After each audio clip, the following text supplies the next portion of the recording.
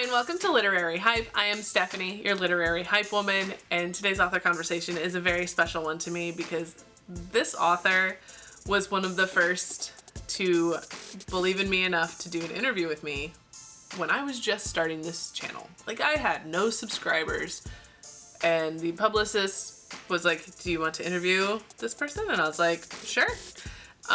Because I had been in news, and so I was getting interviews through news and turning them into literary hype without the news bits. Just kind of two birds, one stone. So I think this was the first interview that was straight up offered to me as literary hype. So very special place in my heart for this author. And this is now her third time appearing on the show because she's got another book. And so I'm so excited to talk to you guys about Holly James and Name Your Price.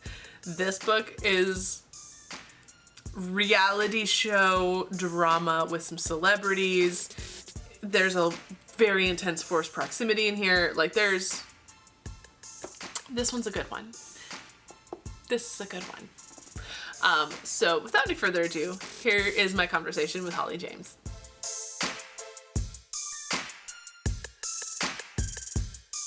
Well, welcome back to Literary Hype. You are going to be the first one to three-peat. Very exciting. Which is appropriate because you were also the first one to come on the show when it was just me doing literary hype and not something for news. So you're a very special author to me.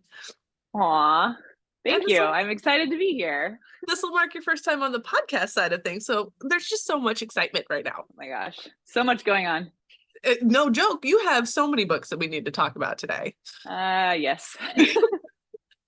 So we'll get started with your most recent release, Name Your Price. So for anyone who hasn't seen this online yet, what is this book about? This book, I remembered to grab a copy to hold up. Haha. This book is my third rom-com. I don't know. I would actually almost call it my first really rom-com-y rom-com. I guess The Deja Glitch was a rom-com too, but this one is more kind of squarely in the romance genre. But this book is about a pair of exes who live in LA who have like an on and off again relationship, kind of a tumultuous relationship.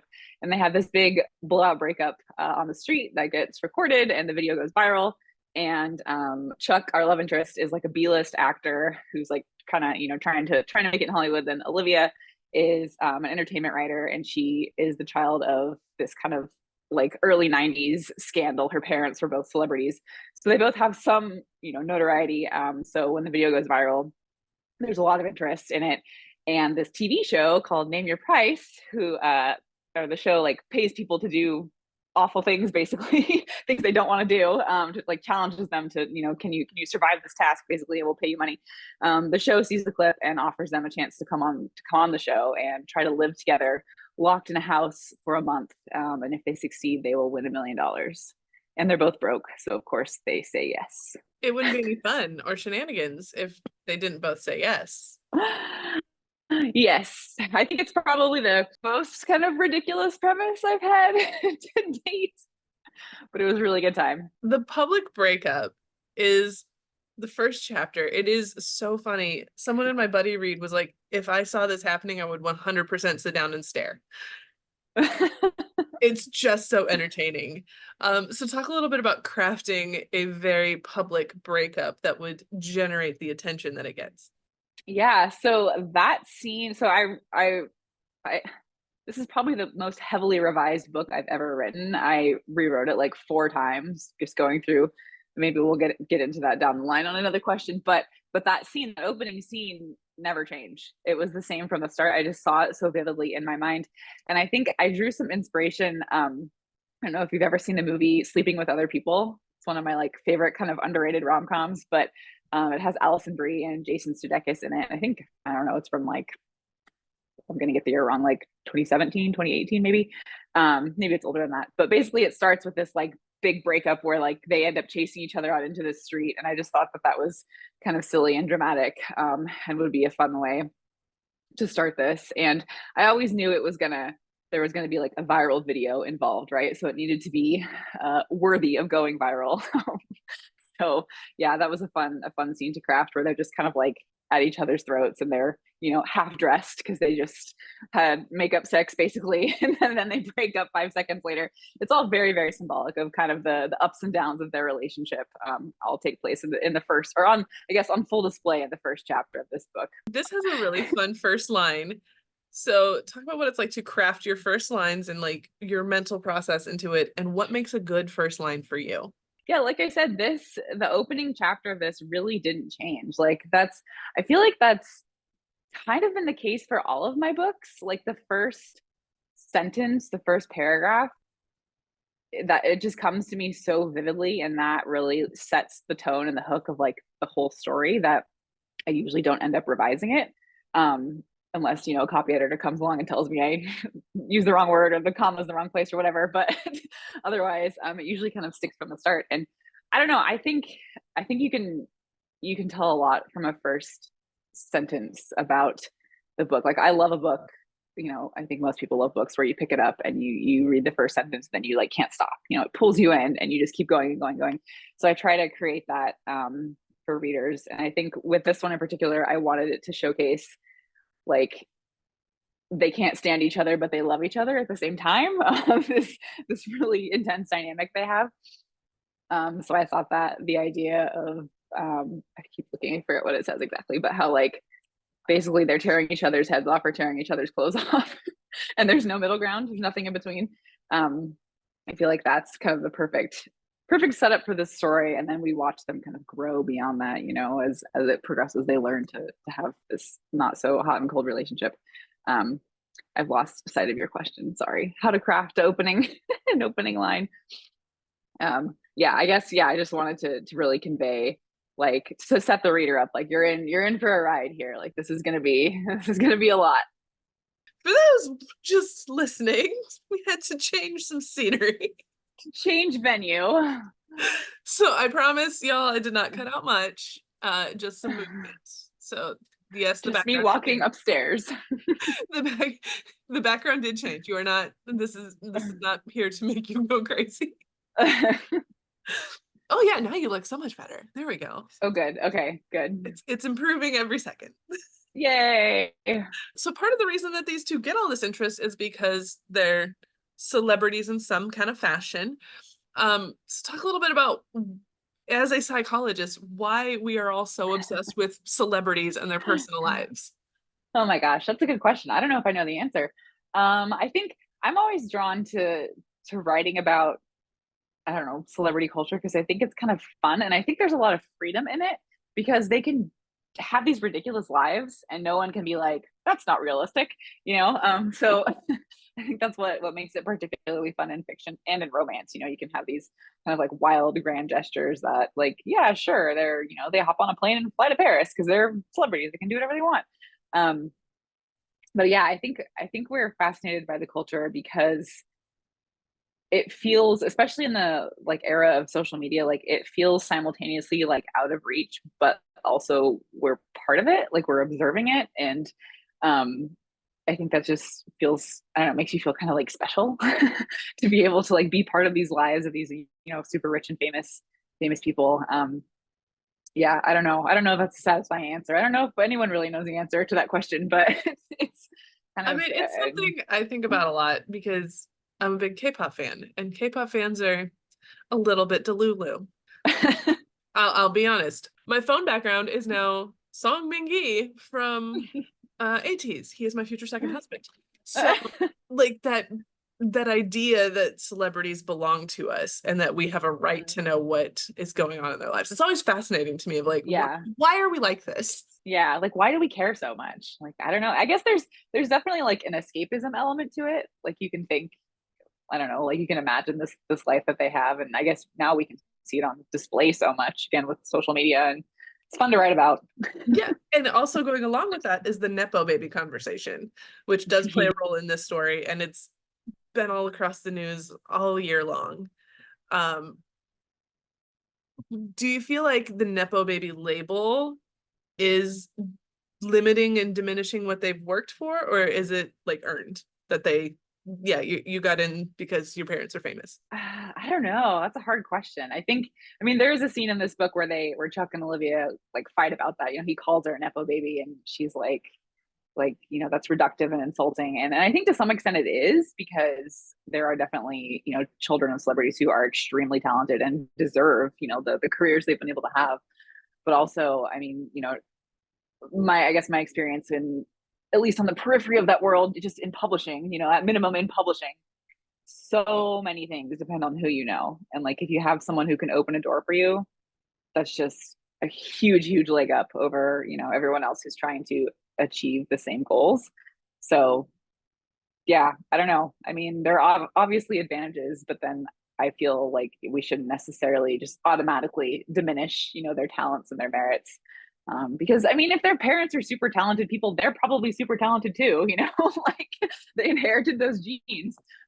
So yeah, I don't think it's entirely fair to reduce them to like, oh, you're only famous because your parents are famous, but there's definitely an element of advantage, I guess, to being kind of born into that world. I just think of like Jack Quaid and how Yeah.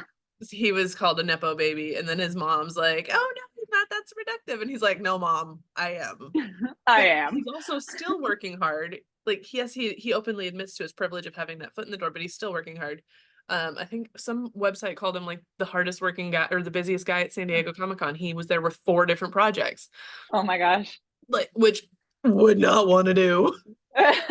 He's a celebrity child where I feel like if he stands next to his mom, he looks just like her. But if he stands next to his dad, he looks just like him. Like he's like the perfect mix. And so is Maya Hawke is like that too. Like she's Ethan Hawke, she's Uma Thurman. Like she's just smushed. Which she's also one who's like, nah, man, I had the leg up. So yeah, she's like, I know. Which ones are like, yeah, I had help, but also I worked hard. And others who are just like, don't reduce me. It's very yeah, I definitely think the ones who like acknowledge their privilege are a little easier to deal with. So since these characters, Olivia and Chuck, they are celebrity adjacent, if you were to cast this movie, who would you want to play these two? Wow. So I started drafting this back in probably 2022.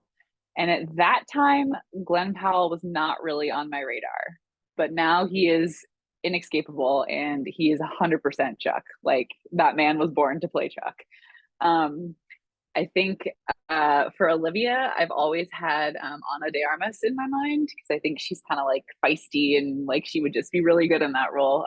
And I would love to see the two of them on screen together. I think they would have a good dynamic. Although I think Glenn Powell has like insane chemistry with anyone he's on screen with. So I'm sure no matter who, it would work out. But I think they would be a great duo for this. It's really not fair how good he is at creating co-stars. It's wild. It is. Really is. Oh yeah, because you were drafting this the first time we talked, because you already had Deja Glitch done, and so you were drafting this way on back. Yeah, full circle a while ago. We finally get to talk about it. Finally, here we are. I know. And along with that, we have a Jack and Gemma reference from Deja Glitch. Mm-hmm. Deja Glitch had a reference to the couple from the first book. So at what point in the drafting process do you figure out where you can work in a nugget from one of your past books and make it work?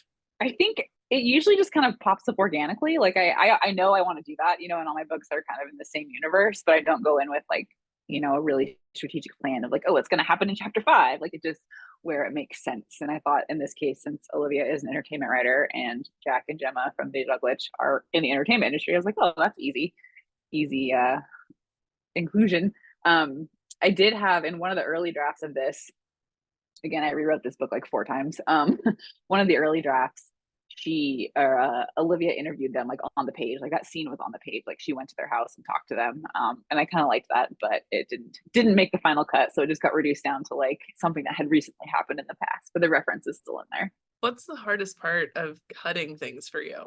I don't know. I think this is going to sound heartless of me, but I think it comes from my like scientific upbringing and brain. I can be very objective about the story, and I can recognize like, oh, that's not working, I need to get rid of it, and I'm not like married to it. And I've I have had things in the past where there's like, a sentence that I love or like a scene that I love, and it like stings for a little bit, but then I realize like, all right, that actually wasn't working, so I can get rid of it.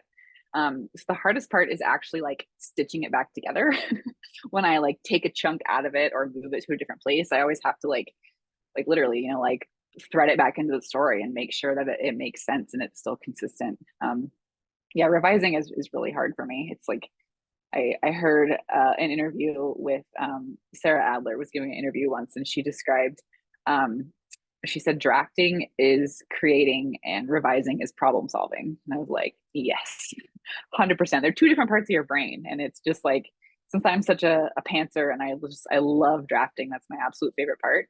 Like when it comes out of my mind, to me, I'm like, this is accurate. This makes sense. This is how it works. And then, you have an editor come along and say, you got to change it all. And then that's where it's like, oh, it's just a whole different process of rethinking it and pulling the story apart and putting it back together. And that's just hard for me to do. But I think I've learned. I'm currently drafting my 6th book right now. 6, I think so. Yeah, number 6. And so I've learned, like, I can anticipate what the editor is going to say, like in terms of like structure and tone and character and pacing. So I can try to make those changes in the first draft, or like account for those things in the first draft, so the revisions are less painful. But at least in my mind, that's how I feel. But like, oh, it's better this time. I learned. But we'll see when it gets to the editing phase. And along with the crafting is the show features a reality TV show. So how did you build this reality TV show for these characters to be trapped in? As one of them, I think Olivia called it a house of horrors. Yeah. And the challenges that they would have to do to really pick at them in particular. Yeah. Well, first, I feel like I have to confess that I feel a little bit like a fraud because like I don't watch reality TV. I did back in, the heyday, like the early 2000s with like American Idol and, America's Next Top Model and Top Chef and all like the kind of early competition shows. I was super into those, but I've never been into any of the like dating shows or, really anything else. So I feel kind of like I'm not fully qualified to make up this story, but so the first iteration of this, it was going to be a fake dating story where like they still like the viral breakup still happened, but the show like challenged them like, oh, if you get back together, we'll give you $1 million, So I was gonna have them like pretend to get back together and then of course like fall in love again. But my agent and my editor were like, there's no real plot there. Like, what's the story going to be? What's going to happen? And I was like, all right, you're right. So I had to think through many, many iterations of, how we were going to get this into something with stakes and, an actual story. And so that's where the reality TV show came into it. And at first it was going to be just the show was kind of like following them in their daily lives. But again, there wasn't a lot of like meat to that story. So my editor was the one who suggested, like, what if they are like locked in a house? Like, what if they're forced to live together? Like, ooh, we could play with that for sure. So that's where, that's how it transitioned into that. And then the issue became like, what's going to happen while they're in the house? Like, there's a line early on where they're negotiating with the show producers, and the producers tell them like, oh, you're going to be presented with some challenges while you're in the house. And they're like, oh, what do you mean? He's like, we're not going to film you doing nothing all day. Like, this isn't Keeping Up with the Kardashians. Sorry to anyone who loves that show, but I was like, something has to happen. So I started thinking of like all the things that really drive couples crazy, like even the most mundane things, like assembling furniture or like doing the dishes or having to agree on dinner, like just everyday things where you can just like dig at each other and just get really frustrated over it. So I was thinking of ways to turn those into some kind of competition, or something where something was at stake in the house. And it was really fun to think of kind of all these creative, silly ways to torture them while they were in there. Sorry to Olivia and Chuck. I mean, and this was a little bit of art and life kind of vibing for you, because one of their issues is that Chuck leaves his stuff everywhere, and you dedicate this book to your husband, and right before tour, well, your husband left stuff out. And so talk a little bit about what happened and how you're doing with your foot. Yeah. Oh gosh, that was ridiculous. But yeah, I think of all the the love interests I've written, Chuck shares a lot of characteristics with my husband. Just again, like his little quirks and personality, traits and his habits and things. But yeah, so right before, I think it was like a week and a half before my book tour started, he left his Crocs on the floor. He always leaves them at the foot of our stairs, and we have tile floors, and those stupid clogs are so grippy. They just like stick to the floor. So if I try to kick them out of the way, like they don't move, they just stick. And I always ask him to move them, and he never does. And that day it was particularly dramatic because our dog, who's right here next to me, had surgery, and it was that evening. And I was cooking dinner, and the dog had like popped up, and she was doing something she wasn't supposed to be doing. And so I just was trying to get his help, So I went running across the room, and I tripped over those Crocs hard enough to break my toe. And yeah, it was one of those moments where like I looked down at it, and sorry, this is gross, but my toe was like sideways, and I think my brain was just like protecting me. It was like, you don't feel it, nothing's happening. I was like, oh God. And it really, like, I think the shock of it, I didn't actually feel it for several minutes. So yeah, we got to spend that night in urgent care, and I had a walking boot for like a month. Yeah, the Crocs are moved now. They no longer reside at the foot of the stairs, but it did feel very appropriate though. I was like, that's totally something Chuck would do. He would leave his shoes after she told him to move them. And yeah, life imitating art for sure. Having broken a toe, it's no joke. That's the second time, and it makes you feel like so pathetic because it's like the teeny tiniest little thing, and you don't realize how much you use your pinky toe until you can't walk. And it's awful. The second from the pinky, and it was also kind of sideways from running into my sister. So it was my sister's foot. Oh my gosh. I know, you don't realize how much power is like just taking a step. You don't realize how much like power is behind your leg when you move. Toes are important, even though they don't seem like it. Yes. Who knew? Unfortunately. All that science and stuff. Which goes along with, I feel like this is your most psychologically informed novel. And as a psychologist, the like self-awareness and deflecting conversations that they have of like trying to get to the root of it. So talk a little bit about making sure your characters are scientifically sound behaving. Yeah, that was a really big challenge in this book. Again, because I think that came out a lot in revisions. I think it particularly kind of like shines in this book because the setting and the plot are so focused. Like they're stuck in a house. There's nothing else to happen other than dissect their relationship and learn about themselves. So I really did kind of struggle with that, figuring out how I was gonna like take them apart on the page and really examine them and figure out what was motivating their behavior. And I learned so much about them as characters, but also just about my own writing process going through that, like figuring out, like what's really driving them and why are they the way they are and how are they going to move past that.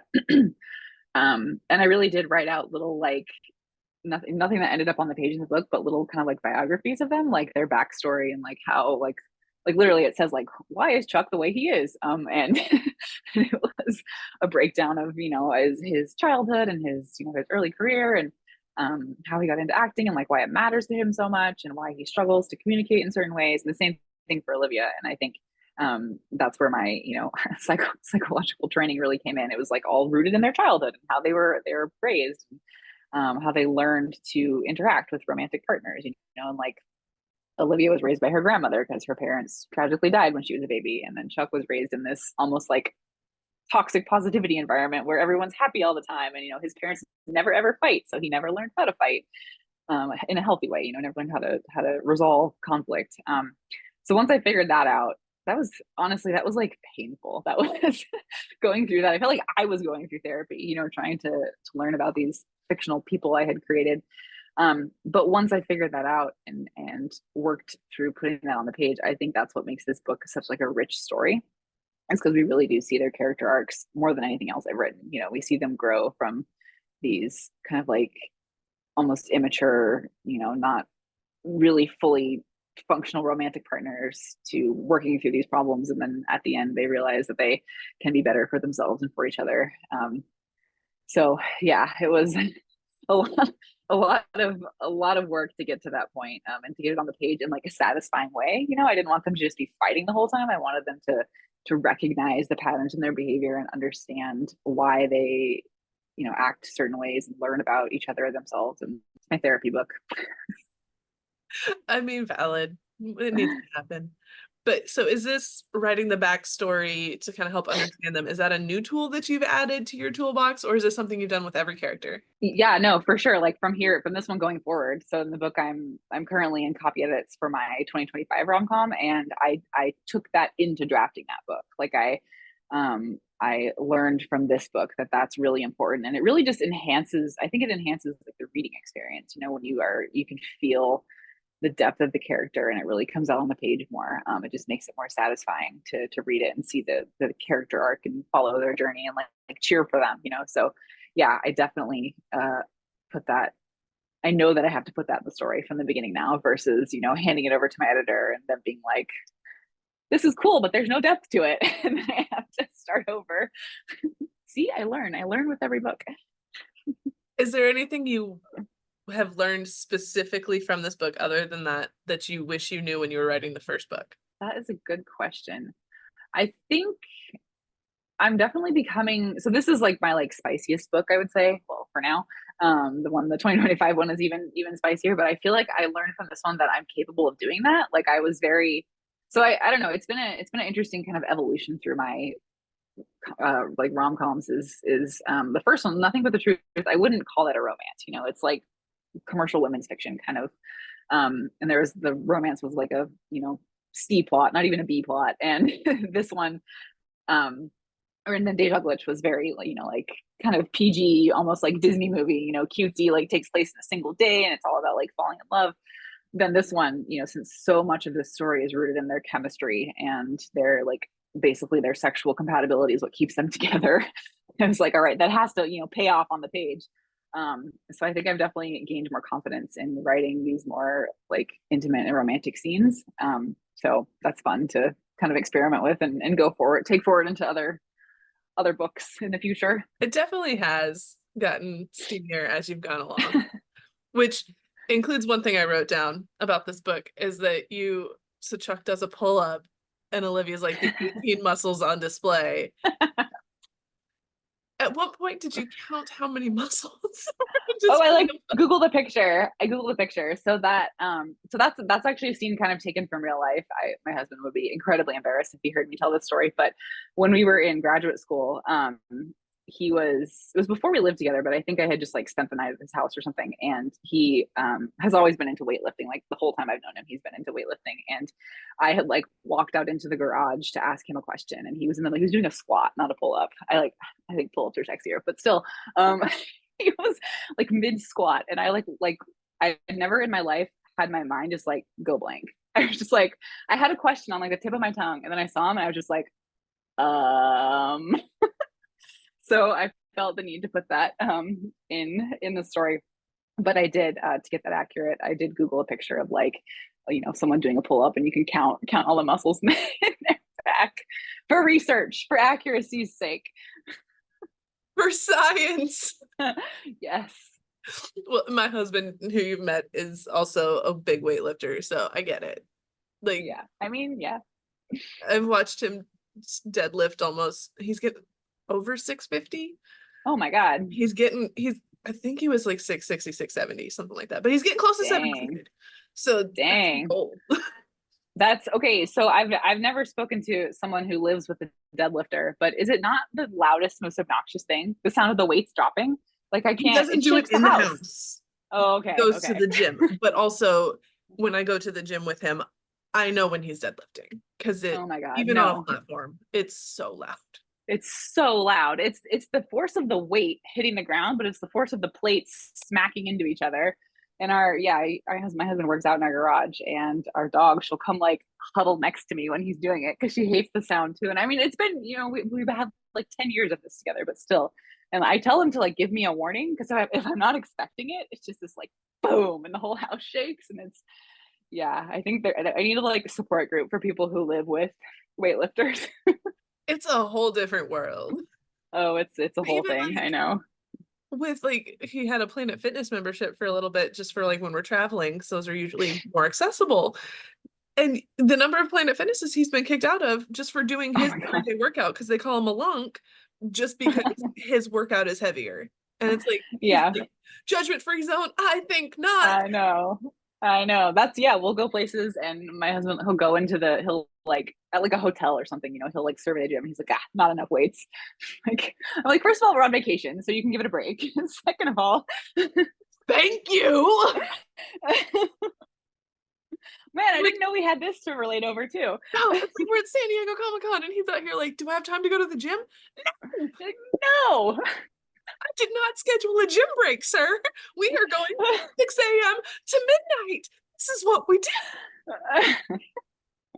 The priorities. And that's actually the whole scene in Name Your Price where there's that they're in the diner and they're talking about the rules they're going to set with each other.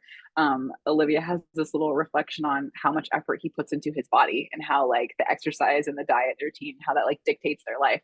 That's definitely inspired from real life.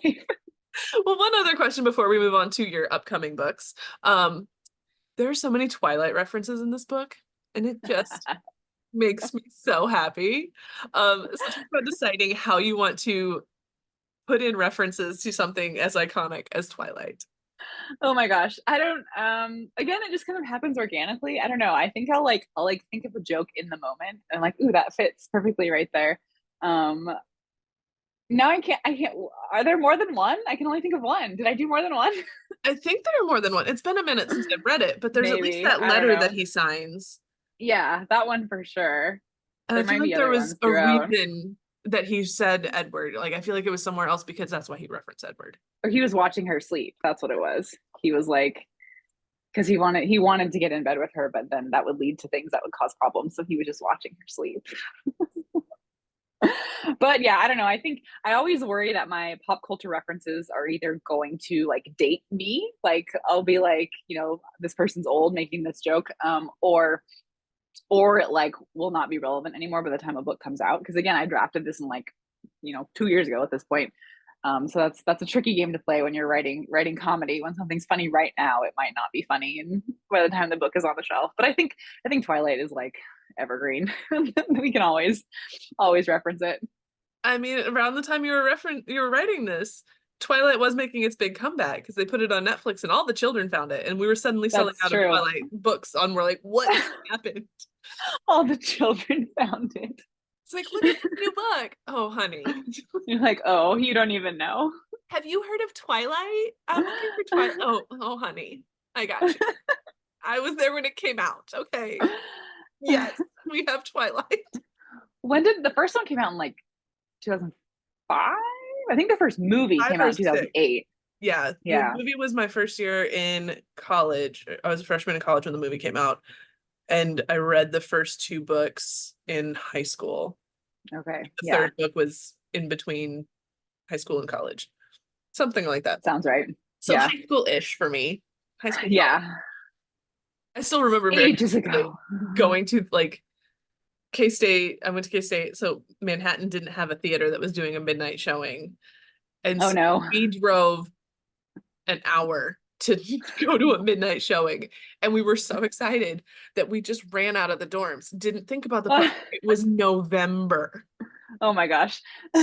So we were standing in the parking lot in our Twilight t-shirts in November. And like I volunteered as a very broke college freshman to go buy candy for people from the grocery stores to smuggle in because I was so cold. I wanted to go somewhere. Like, just give me a reason to go somewhere. Like, I'll do it. I'll go down the street just so I can get doors for like 15 minutes. It was great. Oh, the memories. Good times. Have you seen Julie Murphy's Twilight keychain? No. It's just like a blue piece of plastic. And I forget what it says on it, but it's like, if you know, you know, because it's like from the movie where everything's blue. Nice. It's like it just says like Twilight on the frame. It's like a frame that says Twilight or something like that. But yeah, or like Twilight Vision or something like that. It's super Yeah. fun. So Name Your Price is your third book. You have Yes. so many more. You have I know. 3 more to talk about. So I'll let you decide if we want to talk Last Night Was Fun, Big Fix, or the thriller first. Yeah, I'm getting to the point where I kind of feel like I created a monster. I so I was as intentional as I could be about like pacing them out, but the way that they sold and the way that the contracts line up, there is a lot of overlap in like the production timelines of them. And I made, of course, being a super studious nerd, I made this like Gantt chart of like, this one will be in revisions and this one will be in copy edits and this one will be in this and that. And so like that I have under control, but what I wasn't anticipating was I think like not even a week after Name Your Price came out, the Big Fix went up on NetGalley. And I was like, not emotionally prepared to have that book like publicly available and start getting tagged in reviews and stuff. And so yeah, I wasn't really anticipating the overlap. I was thinking, when I had the release dates for the books, I'm like, oh, they'll be months apart. That's fine. But I wasn't thinking of the pre-release publicity type of stuff. So yeah, it's been in this past week. I received the copy edits for Last Night Was Fun, which is my 2025 rom-com, and then I turned in the past pages for the Big Fix, which is out in March. And I got the go-ahead to start drafting or to continue drafting book 2 in the Big Fix deal. It's not a sequel, but it's another like in that genre, that like action comedy thing. Well, that happened within like 4 days. So it's been like, I very much have to like compartmentalize, like, I'm thinking of this one right now. I'm thinking of this one right now. So yeah. But I think since Name Your Price is now out in the world, I can kind of shift to the Big Fix, like preparation and promo and stuff, because that one's out in March, the end of March. I don't have it yet. I have my little pre-order postcard here that I carry around with me, and it's actually been like the screen on my phone for months and months. I love the cover of this one so much. It's so cool. Like I didn't really have a vision for what I wanted it to look like. And they just like went for it, and they showed me several options in this one. I was like, that one right there.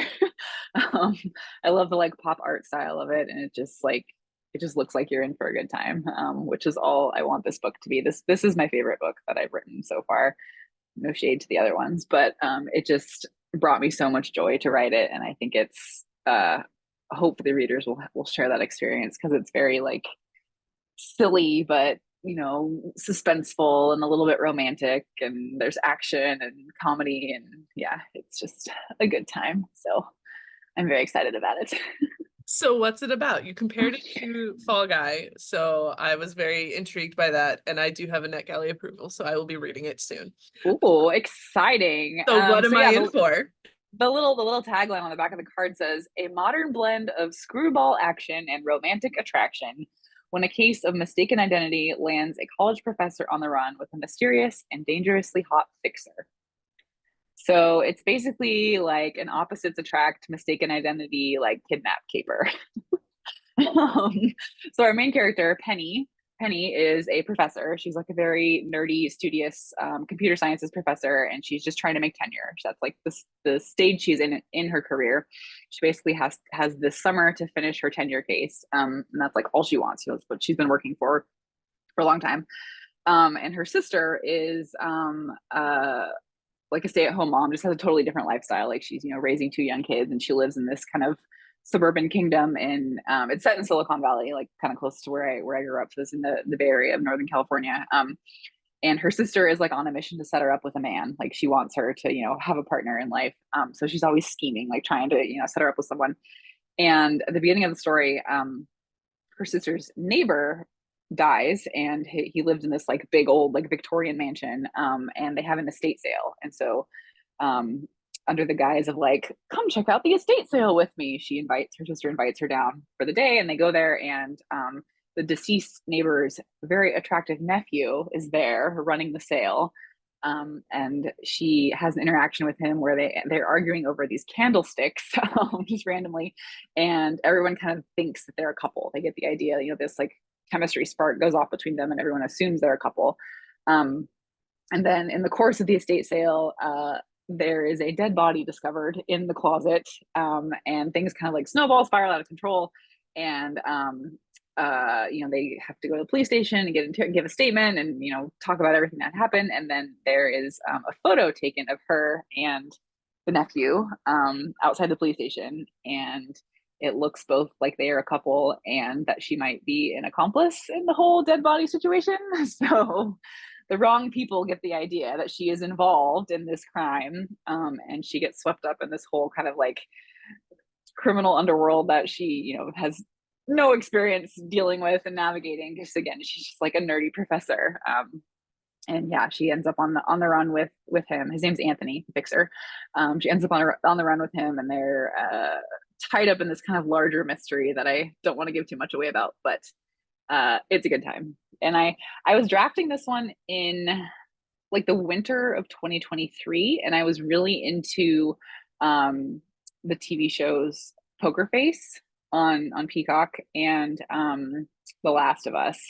So this book, I know those are two very, very different things, but this book kind of took on the flair of kind of like the protector and passenger vibe of The Last of Us, and like the ridiculous hilarity of Poker Face, like the road trip kind of nature of that story. So it's all a mix of all of those things in one big bag. And it's like the most fun I've ever had writing, and I love it dearly. And I'm very, very excited for it to be out next spring.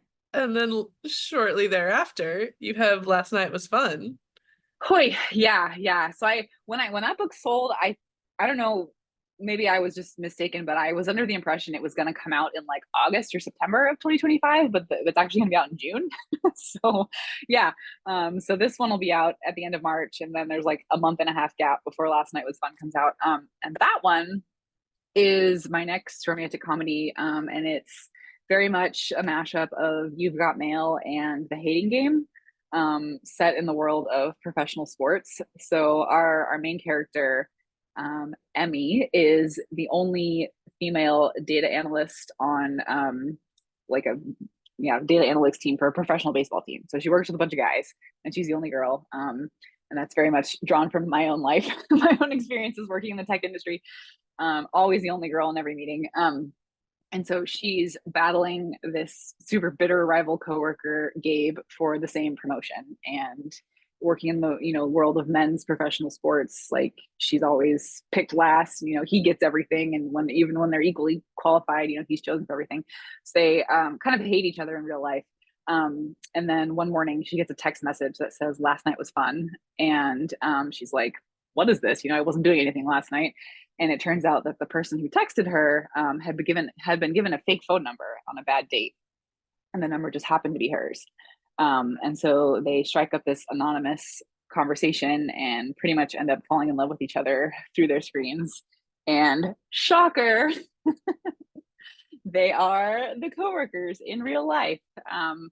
And this one was particularly fun because on top of all that, there's Emmy is preparing for her sister's destination wedding.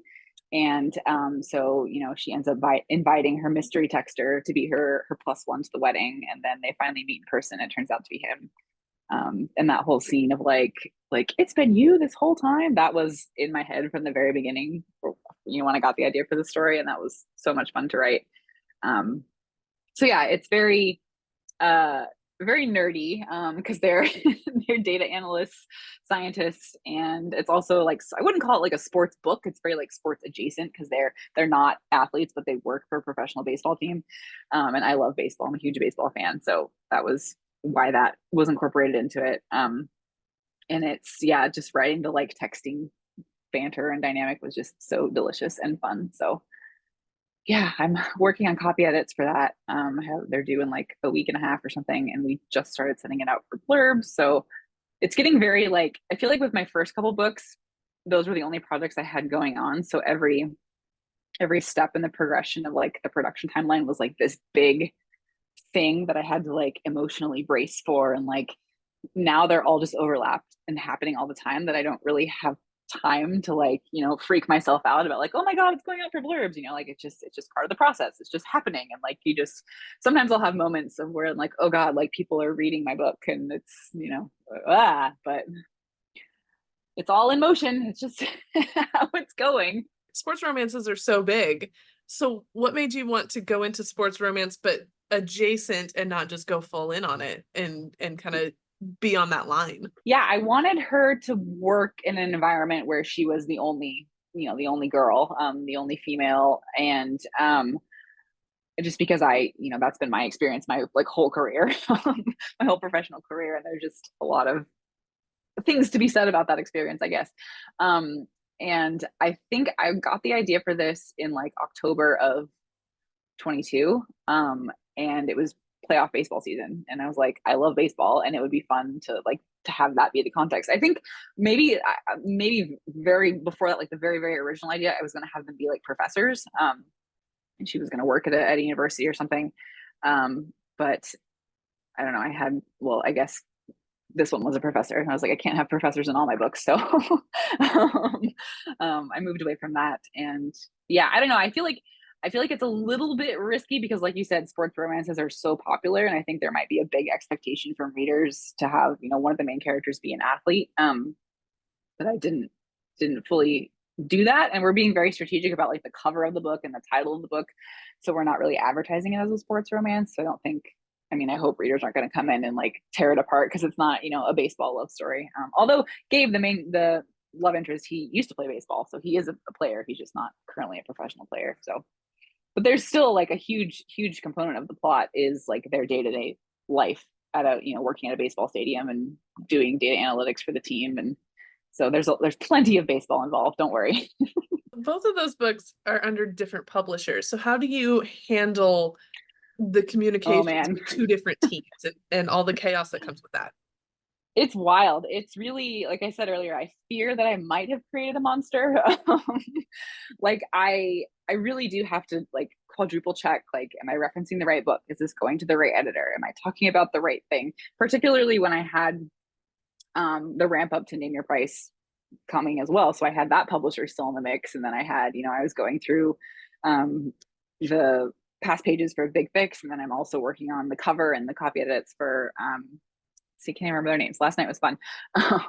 And so it's Dutton, Kensington, and Avon. And to make things even more confusing and fun, my editor at Avon was my editor at Kensington. So the editor who acquired this book, just coincidentally, she left the publisher and moved to Avon, and we sold my next rom-coms to her. So she's connected to both of my books that are coming out next year. So yeah, I'm always like, who am I talking to now? Like, what's happening? And I haven't, someday I'm sure I'll make a mistake, but I haven't yet, and haven't said the wrong thing to the wrong person yet. But it has, like, that being said, it has been really interesting to have experiences with different publishers, like to see, when my first 3 books were all with the same publisher. So that was my only reference point for, how this process works. And it's been kind of exciting to see, like, for the Big Fix, I'm going to have physical arcs. I've never had a physical arc one of my books before, because this one's coming out in hardcover. So they're going to make, I guess, paperback arcs for it. You mean other than that one cool. Giant one? The giant one, yeah, that's true. There was the giant the like Staples project, which I treasure. Oh, good. I'm glad. Yeah, I don't know. Those days might be done. Sorry. So it's been a journey, and it'll continue to be. It's only going to get wilder when as we get closer to publication for both of these. And last year when we talked, you mentioned a thriller, a psychological thriller that was in the mix. What's the latest on that? Did I? I don't know. I think so. That's another one of the tricky things about multiple publishers in multiple genres is you kind of get boxed in for which genres you can write. So I do have a thriller that has been like sidelined just out of requirement because I can't do anything with it because I have like one publisher, as per like the option clause in my contract, they have the rights to see the next book I write like in any genre other than romance, because my other publisher has rights to my next romance. So, and then on top of that, there are very strict timelines. Like I can't submit a new book to them until like 3 months after this one comes out, and then this one's like, oh, you can't submit to them until 6 months out. Like it's a whole like chaotic mess. And thank goodness I have an amazing agent who can navigate all that and figure it out for me, because it's really complicated, and she's really good at like creating and leveraging, not loopholes, but like ways around the contracts. She's figured out how to sell in different genres for me, which is very, very cool. But yeah, at this point, if I wrote something in any genre, I think it would be behind book two. It would be behind book two in my Avon contract. So it wouldn't be able to be pitched to anyone until like next fall, which sucks. But I don't know. I don't know if it would be possible to have get a third genre come out unless I did like an indie pub kind of thing if I published it myself. But even then, I think we still have to show it to the publishers and give them a chance to offer on it because they have rights to my next books. Yeah, the business side of publishing sometimes is like it really, really squelches the creative joy of it. Where you're like boxed in. But still, I know I'm incredibly fortunate and lucky to be in the position to have multiple genres and multiple contracts coming out in the same year. It's amazing, and I don't take that for granted at all. I might question my choices of putting myself in this position, but I am very excited for the opportunity. It's such a mood. It's like I make my own schedule, but oh my god, I made my own schedule. Yeah, I know that hit me the hardest, I think, when, like I said, like 4 days after Name Your Price came out, the big fix went up on NetGalley, and I was like, oh dear, not prepared for this. And your Instagram post about it was like, it just went up, but be kind, be gentle. Yes. I'm still in Name Your Price mode. I know. I was like, please don't be mean to this book. I mean, that's my thought with any book. I'm like, please don't be mean to it. But I was still, yeah, feeling incredibly vulnerable after the launch of Name Your Price to like not be even in the mindset at all to be taking feedback on on another book. What keeps you sane during all of this? Am I sane? I don't know if I am sane. I've definitely learned through all this that I really need to be very like mentally and emotionally present for the parts of this process that bring me so much joy and satisfaction, because there's so much of it. The majority of it is just out of my control, and there's nothing I can do about my sales. There's nothing I can do about my book getting picked for a book club or getting optioned for film, or you just have to let go of all that. And it's really easy to get really like down on yourself if you're not picked for those things and afforded those opportunities, especially in the world of social media where that's all you see is everyone's accomplishments, and it can really feel like you're failing at everything because you're not getting the same things. So I've really learned to just kind of like detach from all of that and really take control of what I can control, and that's just writing the next book, and just being present for the drafting, like I said, is my absolute favorite part. So that's what I always go back to is getting being able to do that, being able, like, I don't want to ever lose sight of the fact that I get paid to make up stories. Like, that's the coolest freaking thing ever. Like, I couldn't dream of, a more satisfying and exciting job for myself. And I mean, I know I have another job, but like, that's so cool. That's so cool that like I've been able to kind of unlock that for myself. And getting into the publishing is incredibly difficult, so I definitely don't take it for granted. But yeah, I don't ever want to lose sight of like that's at the root of this is like people want stories that I'm making up, like these crazy things I'm pulling out of my head, like people want to buy them. Like, that's nuts. That's so cool. Lucky. Well, that seems like a pretty good note to end things on. But before we end, we got to do the last question. Since this is Literary Hype, what books are you hyped about right now? Oh man, I've had such a busy summer. I'm just like woefully behind on reading. But I did read Liz Moore's new book, The God of the Woods, which was really good. I think her 2020 book, Long Bright River, I still recommend that to people. That's just like one of my favorite books ever. So I had really high expectations for this one. And I really enjoyed it. I think it was super complex. Like, I don't, maybe you read it. I don't know. You're nodding like you might have read it. I have it. It's on your shelf. It's right there. And we just had okay. our first Barnes & Noble book club back since COVID with it. So it was good enough to bring back book club. Nice. Well, I won't spoil it, but it's very complex in the sense that it's like multiple timelines, multiple POVs, like just a lot going on. But the way it comes together at the end is incredibly satisfying. And it's just, really beautifully written, and it's cool. It's kind of like I guess it is historical fiction because it's set over several decades actually. But yeah, really, really like that one. Thinking of romances that I've read recently, I see behind me The Backtrack by Erin LaRosa. Was really fun. I actually read awkward movement. I read an early copy of this and blurbed it. But this is, it just like hits the millennial sweet spot, nostalgia sweet spot. So if you want Twilight references, here you go. But it's about this young woman who left her hometown when she was 18 and like never looked back. And now she's a very successful airline pilot, and she has to go back home. It's a small town in Georgia, and she has to go back home to help take care of her grandmother. And her the man who was her best friend in high school still lives there, and is of course super hot and successful now too. And they always had this big like what if, like there was a point where like he kissed her in high school and she was like, oh, we're just friends, like we're not going to do this. But she's always wondered like what if I made the decision to be with him. And as she's cleaning out her grandma's house, she finds her old CD player and listens to this like CD that he made her. And every song literally takes her into the past, back to when they're teenagers, and lets her make a different decision. So it's kind of this like sliding doors, like alternate reality. But yeah, the playlist is like, you read the name of the song and you just hear it in your head. It's so good, like early 2000s nostalgia. And it's nice and steamy because it's an Erin LaRosa book. And yeah, this is a really, really good time.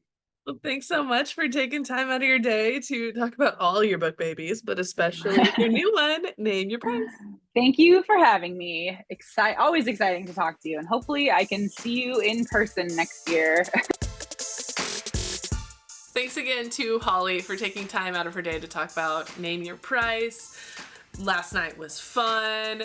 The Big Fix. Like, she's got so many books coming. So definitely keep your eyes peeled on Holly. If you want to follow Holly, the link to do so is down in the description below, and I highly recommend you do because she's wonderful. And if you want to buy her books, there are also links in the description for that. So check those out. Those links do help support the channel, and so your support is greatly appreciated. Just things to keep in mind when you're buying your books. If you enjoyed this conversation, don't forget to hit that like button, subscribe to the Literary Hype channel, click that little bell so you get notifications whenever I post new videos, and share it with a friend. That's really important. Share it with a friend. Thanks so much for watching. I'll see you next time.